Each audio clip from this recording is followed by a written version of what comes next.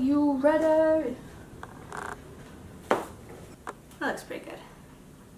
Hi guys, welcome to my channel. If you are new here, I'm Jaedyn Mackenzie, and this is my first video of 2019. I'm really excited about this video because I started bullet journaling last year in March. I only discovered it at the end of February, and when I found it, I was like, this is everything I've been looking for. I love the bullet journal because it doesn't lock you in to anything. I've never found a day planner that's also a journal and that's just fully functional for what I need. To keep this video really short and sweet, I'm just gonna walk you through what I did to set up my bullet journal this year, and I hope you enjoyed the video. If you do, make sure you hit the subscribe button, like this video, it really supports my channel. And without further ado, here's how I set up my bullet journal for 2019. My husband got me a 1917 journal with the dots this year, and I'm obsessed with it. I love the dots for keeping things straight, but not having lines. My key is the same one as last year, very basic. I just do task, canceled, completed, round for events, triangle for appointments, migrated, urgent, relevant, and then notes. And then the next thing that I do is set up the future log, but obviously there's nothing to fill it in yet. So I just move on to a cover page. I use stencils for everything because I'm not an artist, and I'm not even ashamed about that.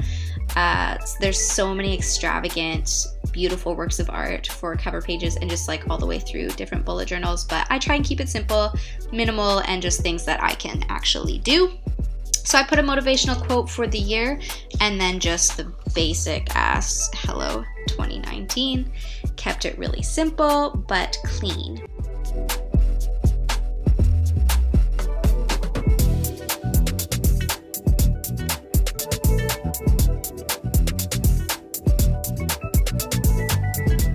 Moving on to the future log, I had a very similar setup last year. I just like it really clean. I used script at the top instead of kind of bubble letters, and I definitely screwed up the first Sunday, Monday, Tuesday, Wednesday, Thursday, Friday, Saturday, and put an extra Sunday. So on the first page there's a couple colored in squares, but you know what, it's real life. And then I just make a list with the bullet point of the number of the day and then the thing that I need to remember to put into the monthly spread when I get there. Super simple, easy to keep track of, and doesn't take too much time to fill in, which is the best part. And then I'm just gonna skip through doing all 12 months because, I mean, you get the drill, right?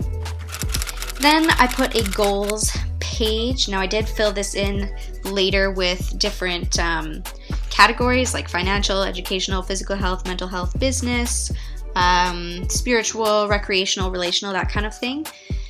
Moving on, I have my yearly financial goals. I did add a little bit to this later, but it's basically a debt tracker, savings for 2019, and then just different things that I like to save for, like Christmas I like to save for all year round, and then just kind of a little bullet point plan is what I added later on to remember what I originally was thinking at the beginning of the year. This was slightly extravagant, but this is all of the books that I will read for 2019. So I don't actually put a book into the slot until after it's fully read. And I skipped through this as well because after I did it with pencil and ruler, I went over it with a black pen. But you can see just me adding the title, and then I put one book in there that I'm partway through reading so that you can kind of get the idea of that. And then I left an empty page for another spread just in case I need one. Next, I moved on to the monthly spreads. As you can see, again, I'm not an artist, so most of the cutesy things that I add are very minimal and just things that you really can't mess up or are kind of subject to interpretation and don't have to be judged as actual art. So I just make that super simple. I try to usually do just about the same cover page every month all year just to keep a really uniform look, but that's just what I like. The next page is the monthly just calendar spread, and I change that up every single month. I probably won't do this specific layout again just because I feel like it takes up a lot of extra room and it was kind of unnecessary, but I do like to see squares, and I do like to see the entire month on a one-page glance. I find it really helpful to write that in, and then I kind of reference the future log, and I reference this every time I put together a weekly spread. Sometimes I'll put my habit tracker on the same page as this, and I find that really useful, but like I said, with this spread, it just didn't really work, so I don't know if I will repeat this.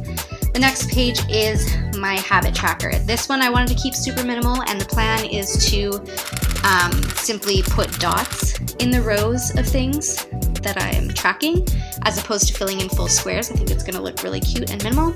Some things I put were exercise, water, how many times or how many hours I slept, whether or not I wore makeup or did yoga or did my bullet journal. And then the next page is just my monthly spending. I put expenses, but I meant to say spending. The bills collection that I put here should have been in the yearly spread, but I wasn't as organized as I wanted to be when I set out. So this wound up going here, and then at the bottom I just put the beginning of the month, my checking account balance, and then the ending of the month I will fill it in later, and then my savings, and then a like small blurb of my saving goals for the month, just to break down my yearly goals. And that just helps me stay on track of all of my financials for the year. Again, this may change depending on what actually is working for me during the month. The next page, I put a very simple meal plan. I like to do that because it actually helps me with my financial goals to plan out the entire week in advance. And then I moved on to the weekly spread. This is not my favorite setup.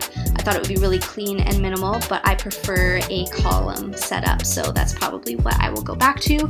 I do try and put a little mini calendar on my weekly spreads, just so I can see which week I'm in, and a little motivational quote, and then a weekly focus. And that keeps everything super organized. Now that I've got some of the first stuff in here, I can go back and fill in the future log. And that is pretty much all that I do. You can see the overview. It's very minimal, it's very simple. I only keep what works for me. And even partway through the year, if it's not working, I dust it and I adjust it. And that's pretty much all that there is to it. Like I said, this journal actually comes with the page numbers already done, so it makes it super simple to do the future log. And that's it, guys.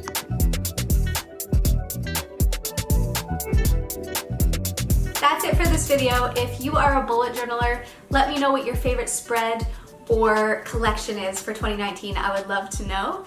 And other than that, thank you so much for watching, and I'll see you in my next video.